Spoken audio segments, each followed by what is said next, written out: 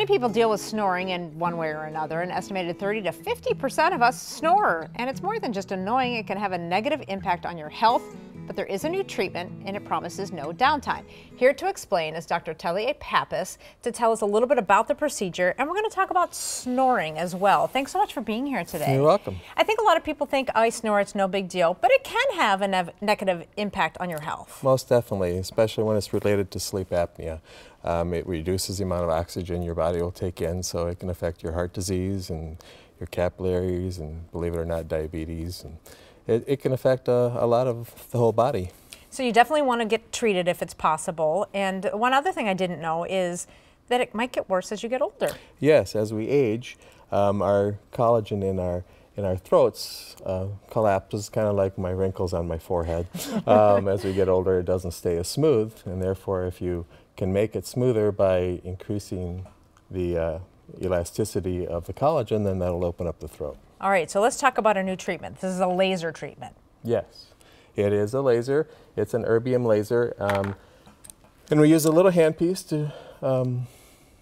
to shine the light into the throat, and basically we call it, it's an ablation process, which is a heating type process that shrinks the collagen, and therefore when you reduce the collagen, you shrinken it, then the throat opens, because if you have a round tube and you shrink it, it opens.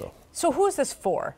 Well, it can be for everybody, men Okay. and women, and actually men and women are pretty equal, but I think women recently are actually probably have more risk than men slightly, but it's pretty even. Yeah. People hope, yes. And what's the success rate been?